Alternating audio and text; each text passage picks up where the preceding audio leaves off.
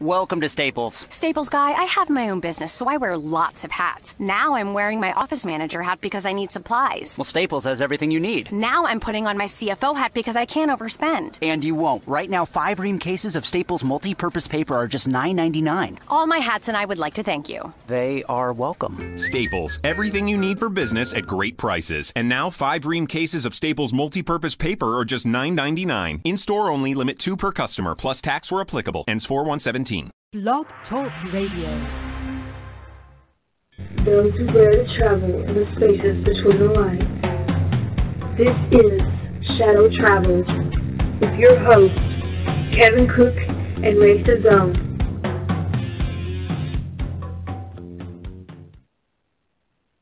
Good evening, everybody, and welcome to Shadow Travels this week. Ray, how's it going? Life is good. Happy Tuesday night for everybody on the East Coast. I guess it's Tuesday afternoon for everybody Midwest and West Coast. Another great guest this week. I'm ready to go. Yes, we do. Me too. And I know he's actually on and waiting already, so I'll just do a brief intro here. It has been a while since we've had,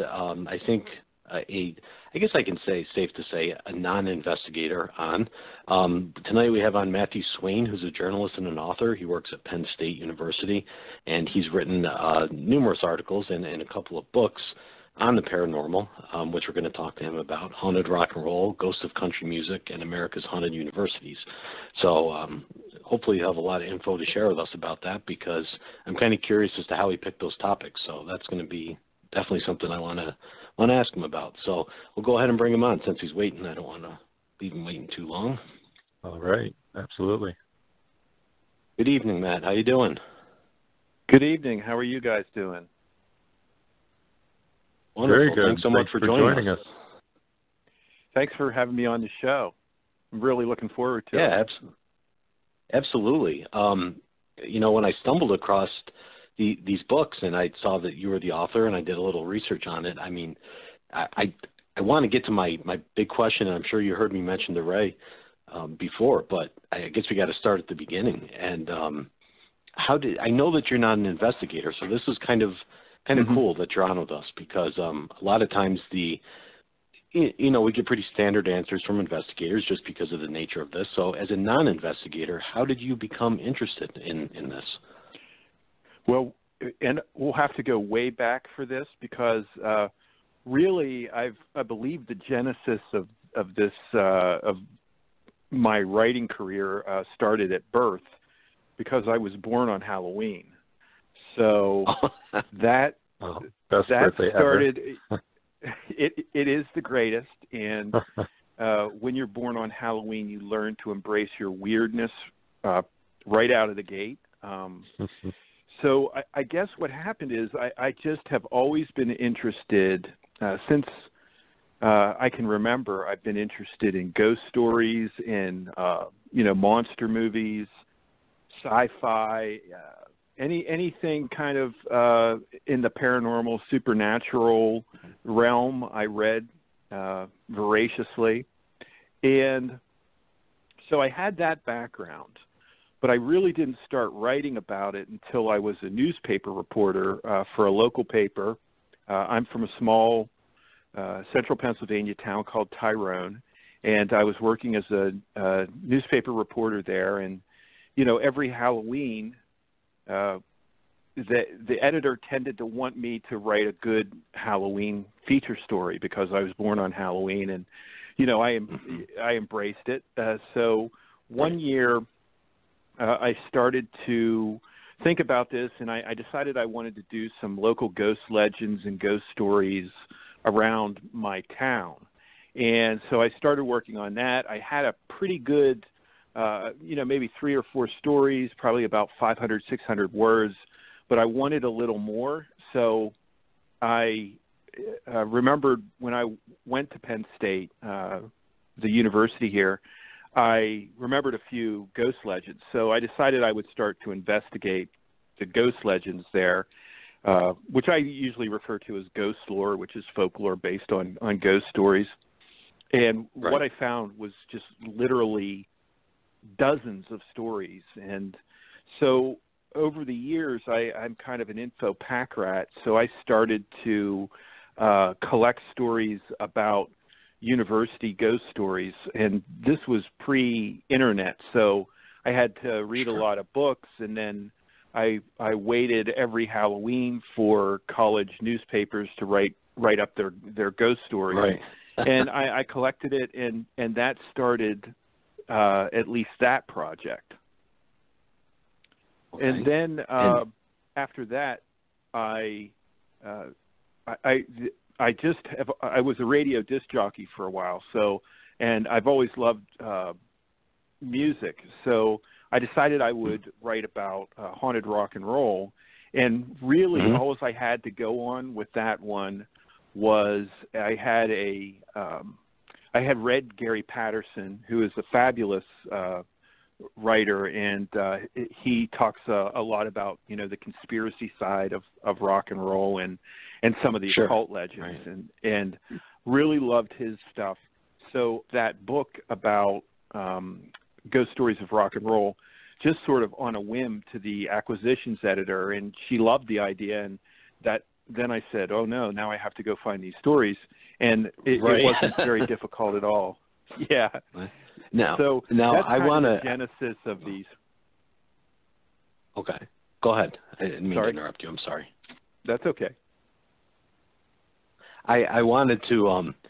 I haven't, because of this. To the folks that are listening, this has been kind of a short notice interview, and Matthew's been great to come on short notice. So I haven't had the chance to read the books yet, and I know we obviously would like people to purchase a book, so we don't want to give away too many stories that are in them.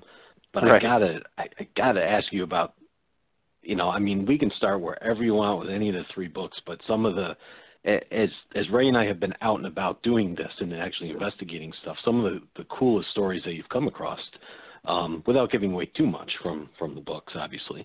For example, your haunted rock and roll book. I mean, did you come across any story in particular that you said to yourself, "Wow, I didn't know this," or this seems maybe kind of legitimate? I really did. And, a little bit about my process is that when I start to write these, and I can't even really remember exactly how I sat down and divided this all up, but these stories would literally come to me, and I would start writing them. And I'm pretty honest that I consider myself an open-minded skeptic, and that means I'm a skeptic in the truest sense of the word. Is I'm really not sure what's going on. A lot of people are having experiences, and I'm going to try to tell everyone's side as best as I can. It's just really comes from my training as a journalist, and usually what happens is if you do that right, everyone will hate you. So with that in mind, that's kind of how I approached it.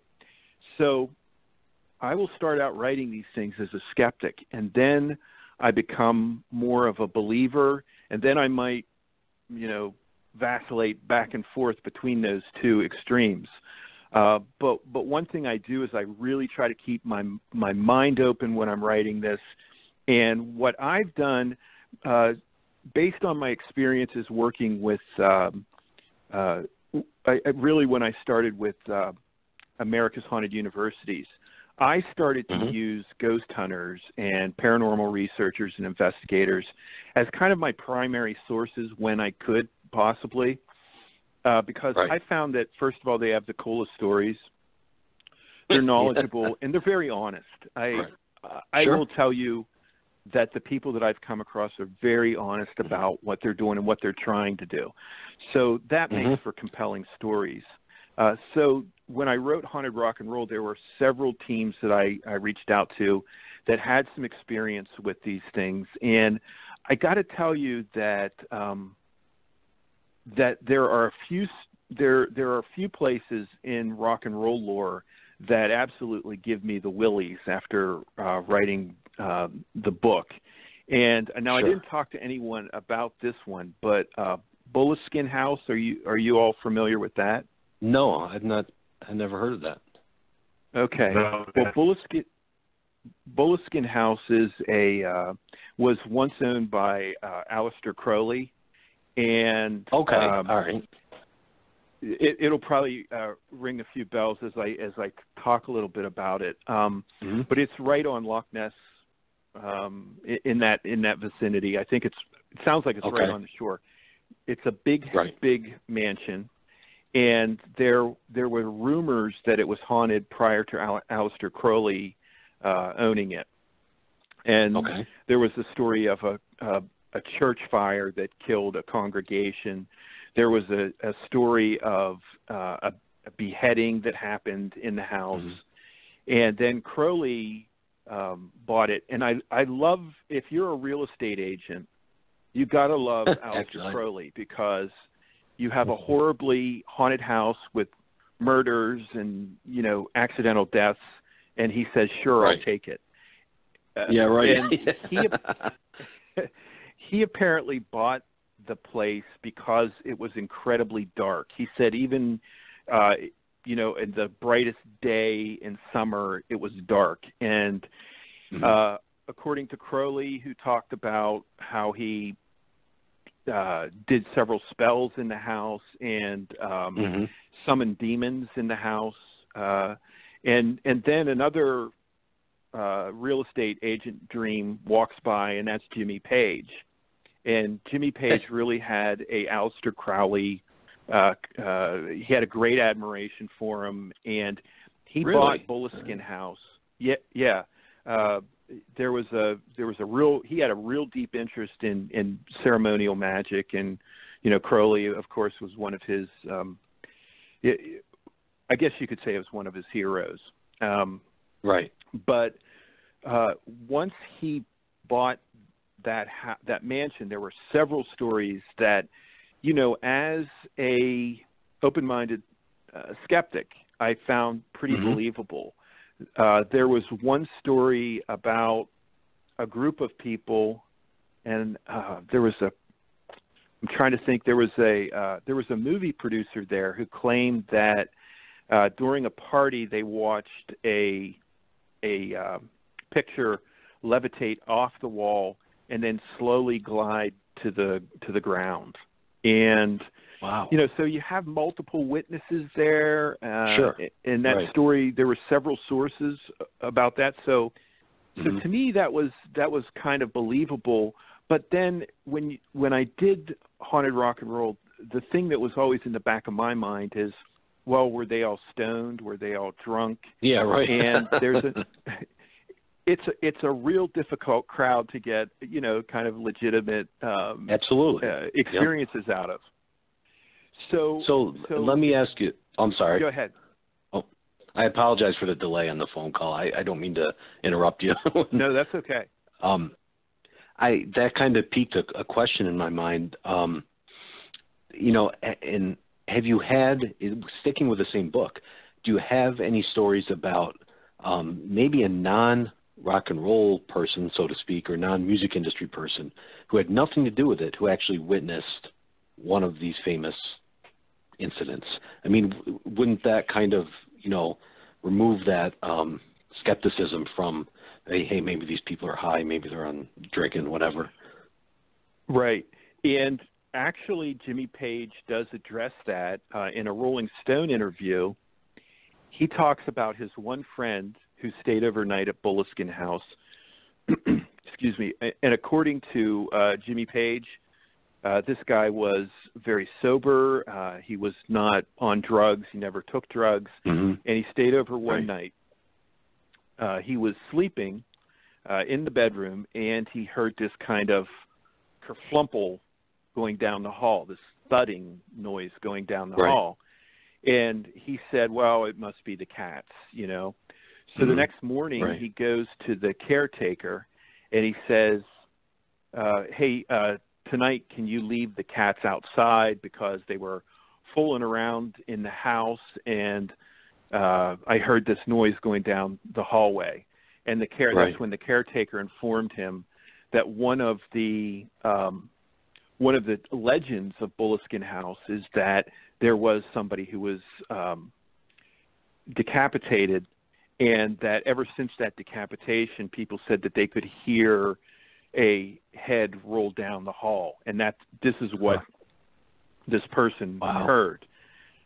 So the interesting thing for me is if you read the interview, Jimmy Page says, the reporter says, "Have you ever heard this head rolling down the hall?" And Jimmy Page said no. And then the reporter said, "So you don't believe there's anything really paranormal about the house?" And he said, "I didn't say that. I just said I didn't hear the head roll down the hall." Right. Wow. So you do have someone who is sober who hears things. The other thing is there is the story of Mama Cass's mansion, which I think is in Beverly Hills. Yes, I have heard a little bit about this. Okay, and there are two famous celebrities, Beverly D'Angelo and oh my gosh, his name is escaping me right now. He's from Ghostbusters. Dan Aykroyd. Dan Aykroyd and Beverly D'Angelo both had paranormal experiences while living in that house, and interestingly for me, both of the accounts were very similar. They dealt with jewelry moving along a surface, or objects moving on a surface. And do they believe that that's her? Is that the common belief that that's her spirit in the house? That's a very interesting question, and that's another question that pops up when I wrote this book too, because Mama Cass died in London.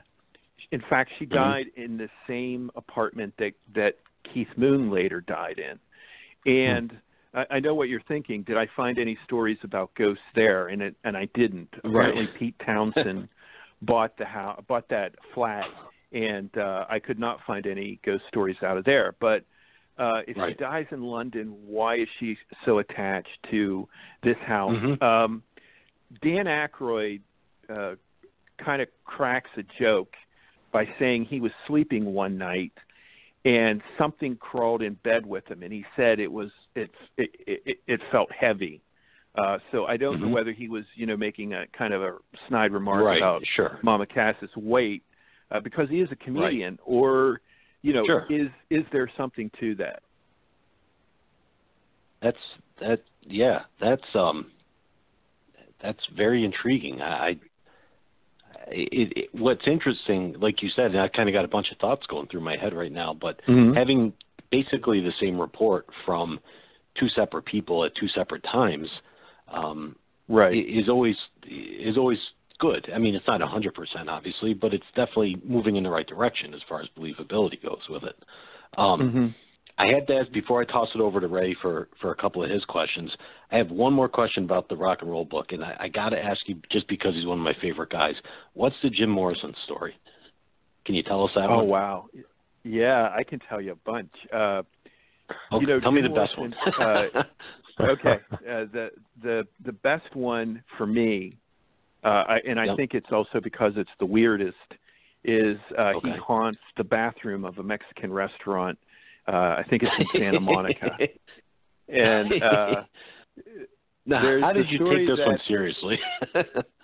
Well, I just try to put the information out there non-judgmentally and let people decide. But I do find, and we can talk about this later, I do find that ghost lore in itself is worthy of study and reading about and is compelling. But the story is that these folks owned a Mexican restaurant and needed to call in a medium to see what was wrong, because the people who were using the bathroom claimed that they could hear breathing. They said the door would vibrate like someone was trying to get in. And then they found out later that this was the vocal booth for the Doors when they recorded in the Los Angeles area. Really? So that's the connection.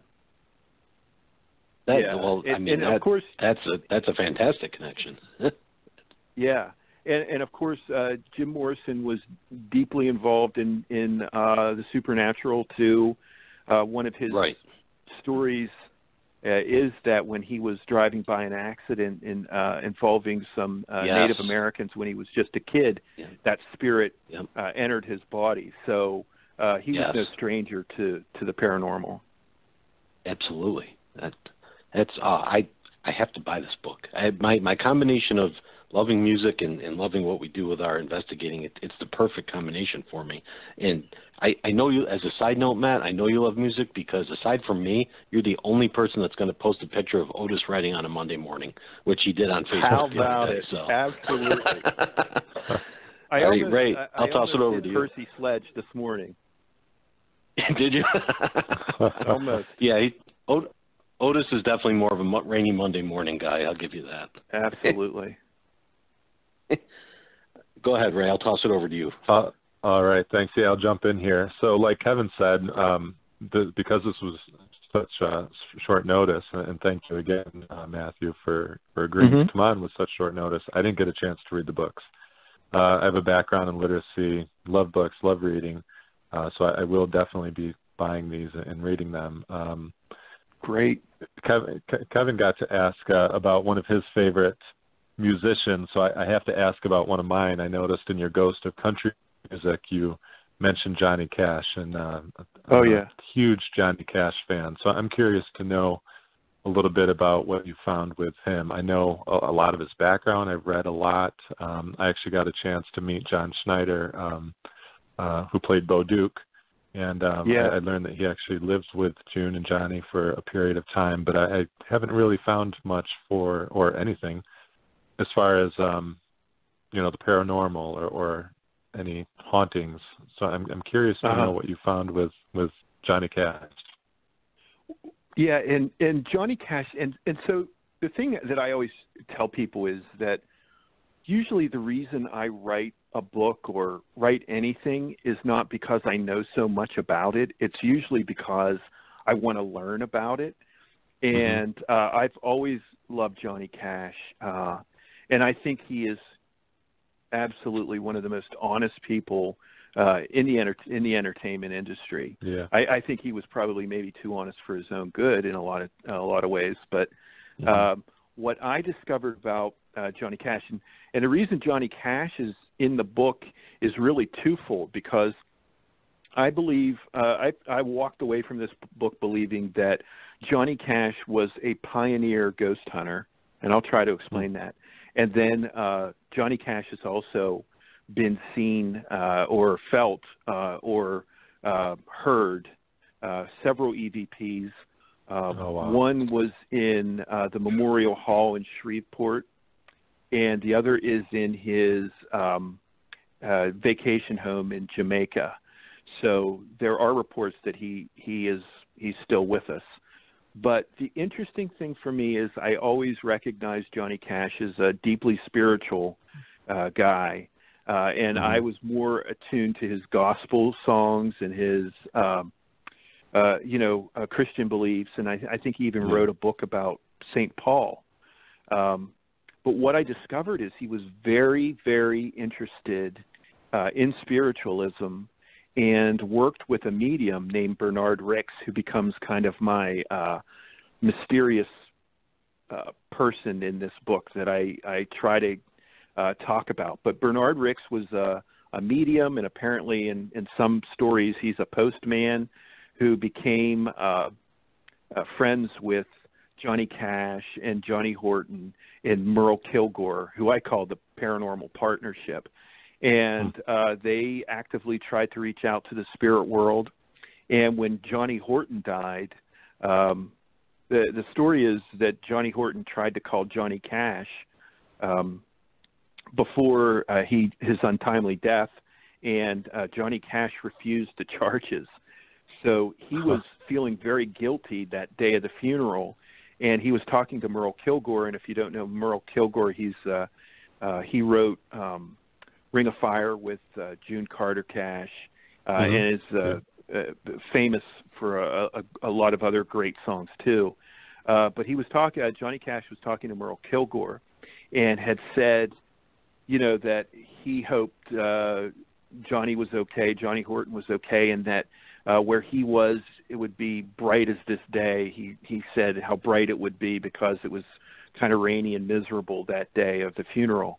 And in the funeral, Johnny Cash is watching J. Bernard Ricks, who gets out a tablet of paper and starts scribbling in it. And apparently this is the way that he would interact with the spirit world.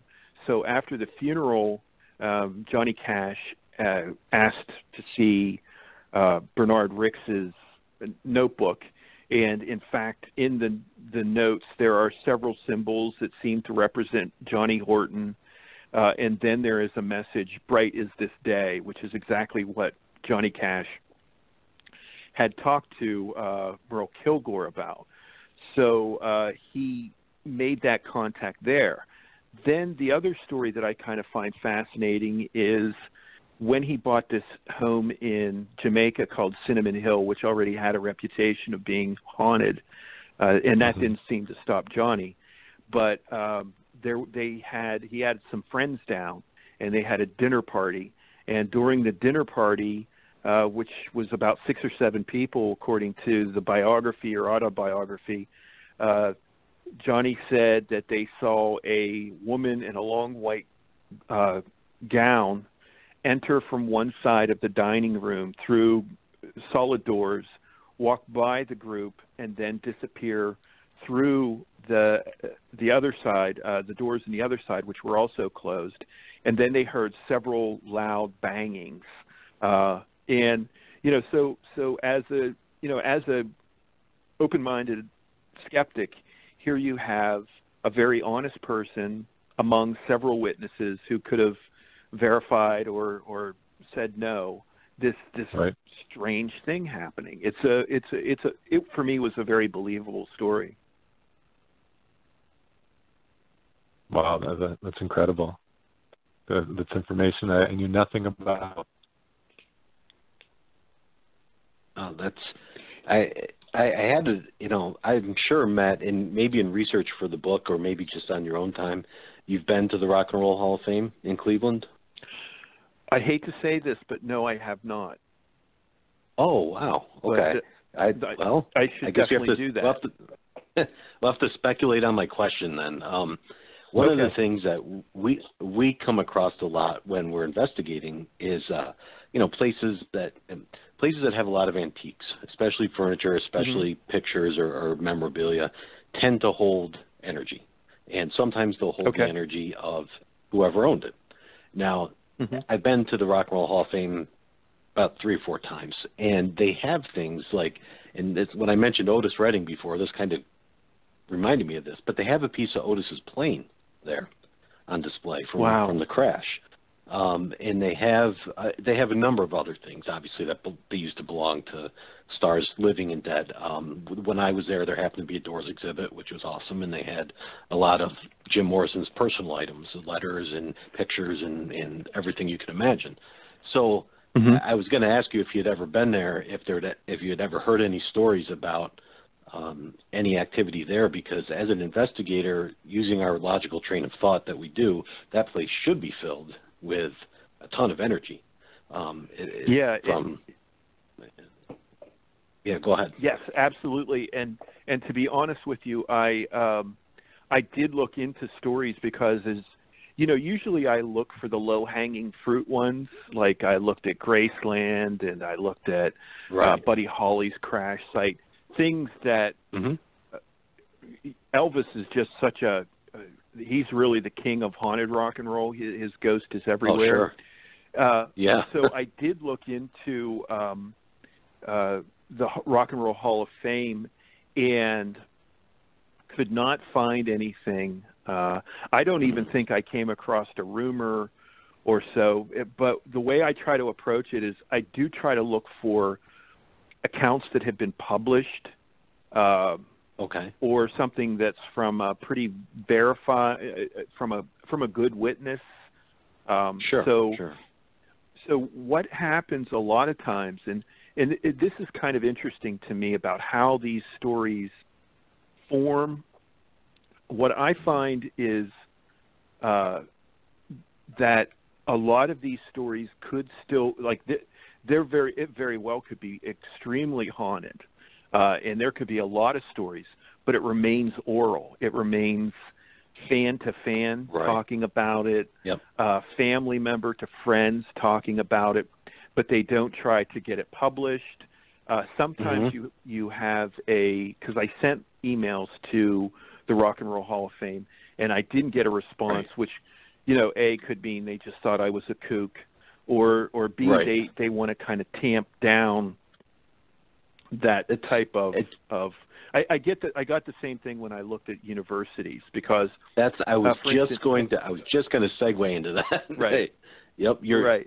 I was just going to ask you that. Yeah. Go ahead, please. We'll go ahead and we'll talk about that. Every university kind of approaches it differently. Penn State, for whatever reason, is really open to it, and they kind of find it fun, and so those stories seem to circulate a lot better. But then there are other universities, when I would try to query them, in fact, I would say the majority of them would not even really respond. But so every kind of place is a little different, and I do believe that may stop some of those stories from circulating. Right. You know, I don't know, Ray. I had mentioned, and Matt, we can talk more about this off the air, but just as a quick comment, Ray, I had mentioned to Matt about some of our intentions with what we'd like to do with our team as far as a video series and how it may tie into his book. So he kind of he took the words right out of my mouth, because my question was going to be, that sounds very similar to, I guess, what we're anticipating when we contact universities, that they're going to want to kind of squash those stories. And not get them out there.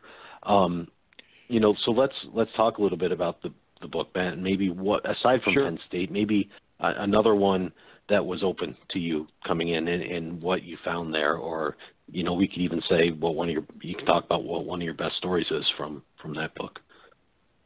Sure.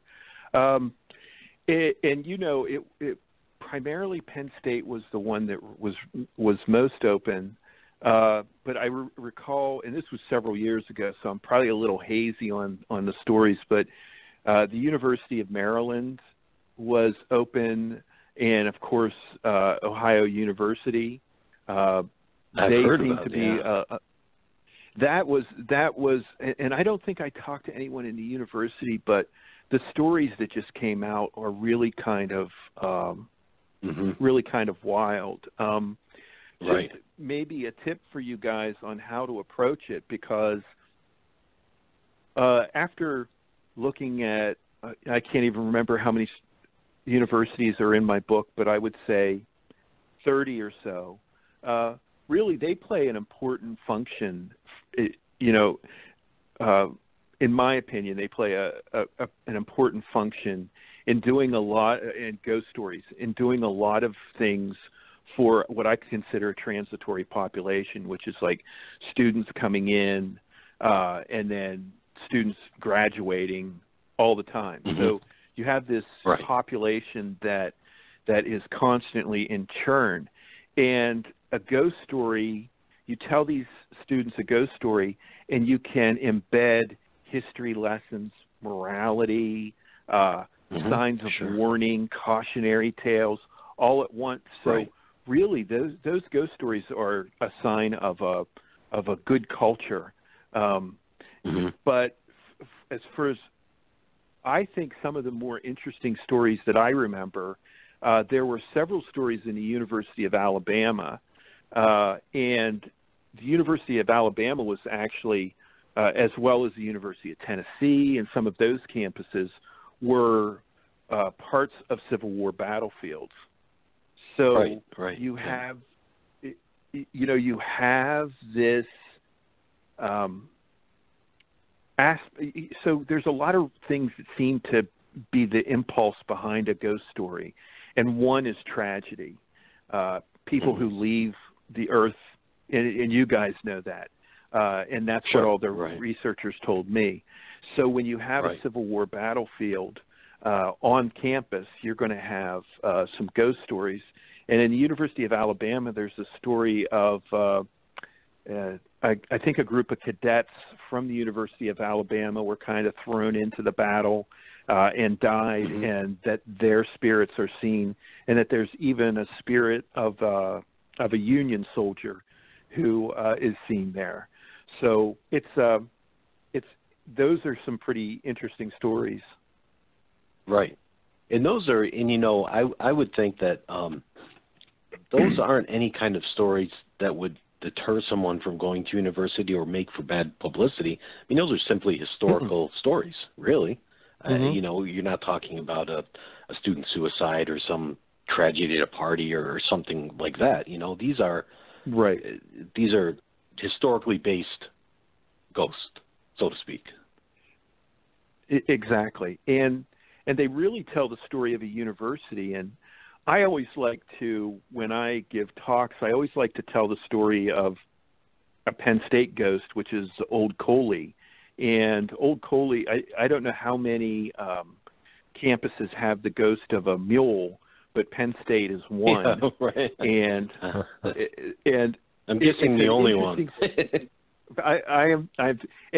We really came close to being the Penn State Nittany Mules, apparently. So, so we dodged a bullet there.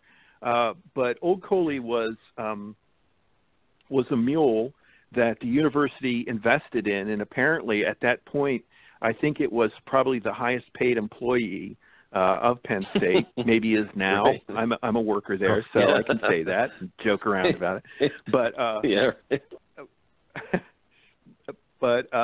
apparently, so Old Coley's job really was to take limestone from the quarry, which was located at the corner of Old Main Lawn, which is sort of the hub of Penn State, and drag it up to the Old Main building site. And then the other job that Old Coley did was the students would take Old Coley out to farms, either the university farm or a farm of a neighborhood, a neighboring farmer might ask for their help. And if to become a student at Penn State, you had to give so much time in service. So after Old Coley died, they preserved the bones because they loved Old Coley so much. They wanted to keep him around. And everywhere that those bones would go, there would be these ghost stories cropping up. People said they could hear kind of the clip-clop of hooves going up and down the halls late at night. People could hear the hee-haw of a braying of a mule. Right. People even said they saw the mule. And one of those places was Watts Hall, a dorm. The other thing is that Old Coley's bones got moved around quite a bit, so everyone thinks that once the ghost stories would start happening, they would kind of move, the university would move it around.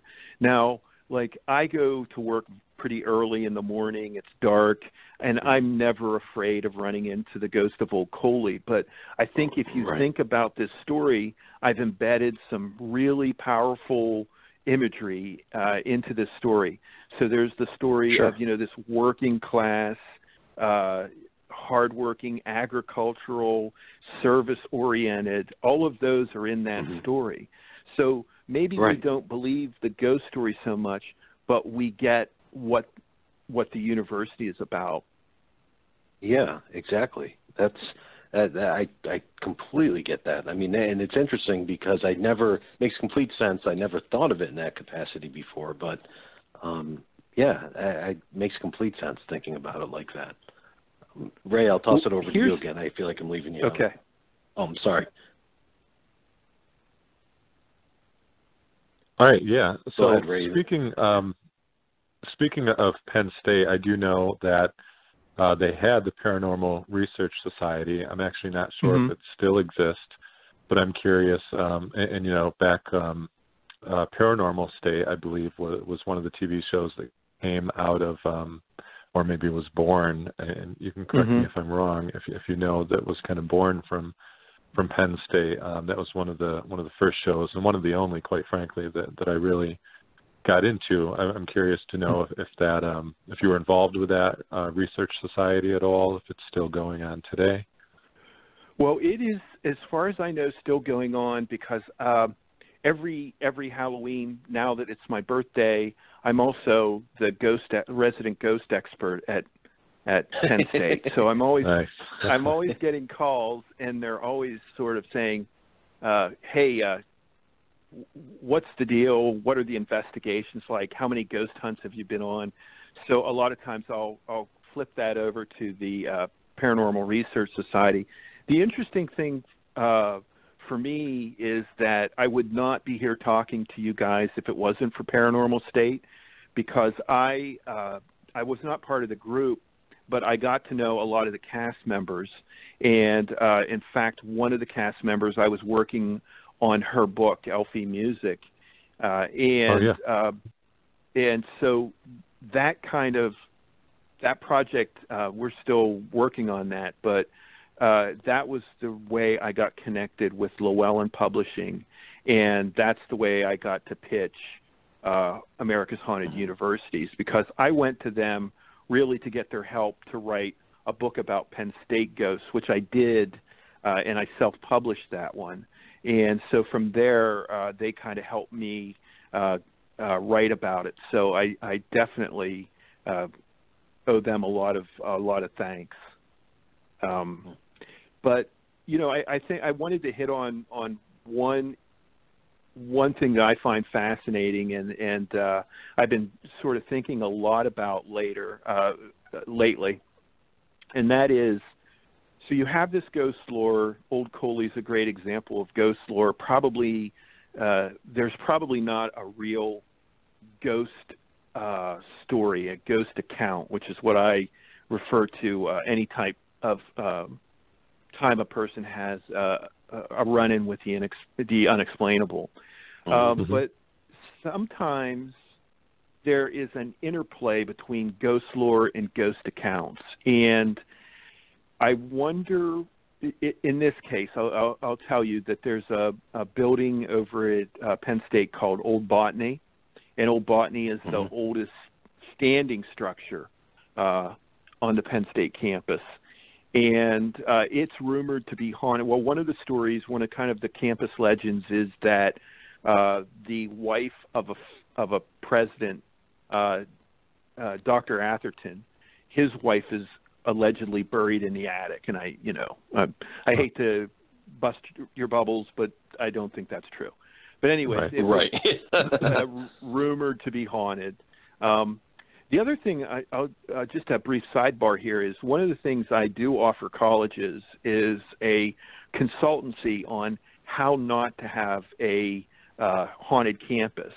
And because Penn State seems to break a lot of those rules, they have a grave on campus. So if any university chancellors are out there, don't put a grave on your campus. Keep them outside. But Old Botany is right across from James Atherton's grave, and so it's rumored to be haunted. So as I wrote this book on Penn State ghost stories, I thought another kind of clever piece of ghost lore, fun to write about, kind of spooky. And if you do walk by that building on a, autumn evening, it does look, haunted. But then I had a reader of one of my books come to me and say, he said, I was a janitor decades at Penn State, and I just retired, so I can tell you this. He said that when he worked at Old Botany, he was continually having really strange experiences. He kind of stopped short of saying ghosts, but and one story that he told me was that he had just finished vacuuming, and he was wrapping up the vacuum cleaner in the hall, and he heard this crash, shattering of glass. Sounded like someone was breaking in. So he ran to that location, and as soon as about the time he opens up the door, utter silence. All the commotion is done. And that room that he was in hasn't been used as a lab. So it was befuddling him what he actually heard. But he did say that later he found out that room was once a lab that would have had those, beakers and Bunsen burners and whatever they got going on there. So you have a case where could ghost lore become real ghost accounts, where either, the skeptic in me would say, if you're in a place that's haunted, you might be looking for phenomena that is haunted-like.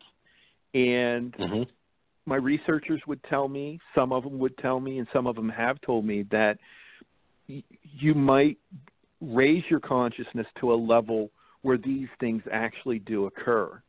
And that's one of the theories around that.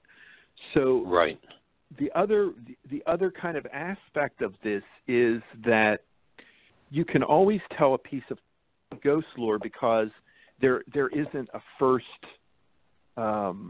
there's not a primary source. No one comes to you and says, Matt, I saw this ghost at this time. It's always, well, my uncle's cousin's brother went to Penn State, and he said, but the way, I think another way that things happen is that people are kind of ashamed to talk about real encounters. I think I was just going to ask you about that. Yeah, and I would say that one thing that might happen is that someone says, oh, I heard somebody saw a ghost here, and this is what happened, but never really attached themselves to it, only because people have done that to me. I have heard someone tells me and says, Steve has a great ghost story. And then when I talk to Steve, he says, well, there was this guy, and he was in this, it's almost like they narrated it for me. Right. And it's an interesting phenomena, and so it could work both ways. I was just going to bring that up because, as you can imagine, and I'm sure other people have told you, we run into that constantly. I mean, wouldn't you agree, Ray, when we talk to people? Yeah, without a doubt. Yeah, there's always this hesitancy, and we kind of joke about this. I'm a high school teacher. Ray is an administrator. Most of the people on the team are involved in the public school system, and as you can imagine, Matt, bringing something like this into the public school system is it's kind of sketchy. So when people find out about it, you get the sideways looks and things like that. But then, if they're alone at the copier with you, then they start with you know what? I got to tell you about something that happened to me story. Absolutely, absolutely. That is so funny. And I'm a research writer, so when I tell my fellow science writers that what I do kind of on the side, there are long, awkward pauses, But if you get one thing I talk about in the Ghost of Country Music, that's my latest book. In the end, I write an epilogue because I get so many people who ask me, am I a believer, and how do I deal with some of the? I haven't had any outright prejudice thrown at me. But I one time I was with a bunch of fellow science writers, and I mentioned I forget I had to go home from this convention to do a book signing, and they said, "Oh, what book did you write? Something about the heart, maybe, or something about earthquakes?" And I said, "No, I wrote about university ghost stories." And long story short, throughout the night, that seemed to embed, because I said I approach it as someone who really doesn't know, and somebody who wants to let people tell their stories, and skeptics and believers alike. And what I've come to the conclusion is that there are a lot of things that are still unexplainable, and when people have run-ins with the unexplainable, it just makes interesting copy. But anyways, throughout the night, these people would start peppering me with their stories. And the one guy that I talked to had a really believable story, and I can kind of sum it up. He had a brother who left the family and was sort of the prodigal son. And this guy's mother died. And once his mother died, items were falling off of shelves, electronic disturbances, the gamut, of what I've talked to some of these other people happened and stopped immediately when the prodigal son returned and kind of made peace. And I just remember almost being dizzy in disbelief that I was hearing this. And so a lot of people, what I found the most believable people for me is I've had a lot of skeptics talk to me, and it's literally changed their lives. And a lot of people, I think you just have a strong bias, and you'll do whatever you can to maintain that your view of reality. And I don't blame you if that's the way you want to live. Right. I think that's a fantastic way of putting it, really. We occasionally we do public investigations, and that's always a risk. I mean, oddly enough, you would think that the majority of people that show up to a public investigation, and sometimes paid to come to a public investigation, are there because they believe or because they really want to believe. But, we also get quite a few people that will pay to come try and prove you wrong, which I would have better things to do, but that's what they want to do, so great. I mean, we've definitely come across that as well, without a doubt. As far as, just sticking with, we got about 6-7 minutes left, but with America's Haunted Universities book, did you come across any story that truly kind of bothered you? Kind of, some ghost stories can be funny, some can be just downright interesting. Did you come across anything that was very unsettling? There were several unsettling ones, and I'm going to go back to Penn State because I know the story much better. Right. Excuse me. But there was a murder on campus at Petit Library, the main library on campus, back, I think, 1969. And since that murder, there had been several ghost stories told about people feeling this wind, cold wind, blown on their neck. And by the way, the murder happened in an area of the library called the Stacks, which is this almost catacomb-like maze of bookshelves. And it's just kind of a weird place, very easy to get lost in. And, some of those stories, there were people who actually have said they've seen the apparition there. And, one of the legends that cropped up about this was it was an unsolved murder, and they said that she would appear or she would haunt the place as long as it was unsolved. And I think about 5 years ago, somebody wrote a book claiming and pretty convincingly who the murderer was. And believe it or not, I haven't really heard a single ghost story in the past 6 or 7 years come out of there. They're all from a time earlier than that. Right. So that was a sort of an unsettling one. There's another one in Ohio University. They switched a former insane asylum. And again, if I'm a consultant, I would tell you, don't bad don't idea. Find any. It's a bad idea. And there was a story of a woman who was, I think, electrocuted there, or maybe she was a patient there, and she locked herself in a room and died. I think maybe she starved to death, and that there's an outline of this woman on this floor, and that building is rumored to be haunted as well. So there are several unsettling ones.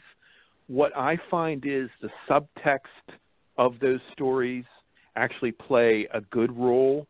And for instance, the library murder, Penn State and most universities statistically are very, very safe. In fact, they can be so safe that your guard gets dropped because you don't see murders and assaults every day in the newspaper. So maybe what those stories do is kind of cautionary tales that lets the student know, hey, you know, bad things can happen. Maybe if you go into the stacks, you want to take a friend. If it's late at night, you want to buddy up. You want to move in groups. You know, those types of things. That's a great way to put it, because, you know, we had discussed as a team how we would approach what we were planning to do, and that it's true, and it's a great kind of summative of what the point of our investigation would be if we were to go there, to put that positive spin on it, like you said. Well, Ray, I'll be very interested to follow your stuff. Yeah, I would love to stay in touch with you off the air, if that's okay, and bounce some ideas around with you. Sure. Ray, I do want to throw it over to you for one last question before we have to wrap it up, if you have anything you'd like to finish up with tonight. I have plenty of questions, and of course, not enough time to really get into it. But I do want to thank you again for coming on tonight with us. And if you can share any information, you know, we always like to give our guests an opportunity to promote yourself in any projects, or in your case, books. You know, now's the best time to share any of that information with the listeners. Well, thank you very much, and I really enjoyed being on the show. I love my investigators. I think they add so much to the books.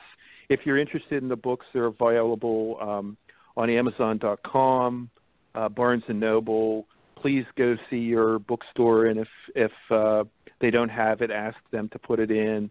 And if you could give me a good review on Amazon.com, that would be great too. Other than that, I have a website. It's mattswayne.com, SWAYNE, and I appreciate the opportunity. It was great. Yeah, absolutely. It's been fantastic. And like Ray said, I have a million more questions to ask you. So, and I think maybe after we get a chance to read the books, if you'd like to come back on, I'd love to have you back on to maybe go into some more detail about some of the stories that we didn't get a chance to talk about. I would love to do that. Fantastic. Well, thank you, Matt. Have a wonderful night, and I'll be in touch with you off the air. Okay, thank you. Yes, thank you, sir. Have a good night. See ya. Very, very interesting, Ray, without a doubt. The Haunted Rock and Roll book really piqued my interest. I got to be honest. Yeah, all of them. This went in so many different directions, and to think, you know, he doesn't have his own group per se that he goes out with, and you know, just such a wealth of information. So I know I'll be adding a few more books to my book pile here. Yes, for sure. And I think they sound like they're pretty easily very accessible books for the average reader. Nothing too heavy into the paranormal or science, but just some very good general interest and almost kind of Americana type books. So if you're interested in that, please check these out. A little bit of for everyone. You know, I was looking over some of the people covered, and you know, we talked about Johnny Cash and The Doors, Amy Winehouse, Michael Jackson. There are a number of people that are listed and mentioned throughout the books. Yeah, for sure. Very interesting interview, and I very much appreciate Matt coming on. So I look forward to having him on again after we've had a chance to take a look at the books and read through them. And of course, everybody, you know, join us next week. We'll be back here next Tuesday with another guest. And until then, have a great night. Yes, see you next week, everyone.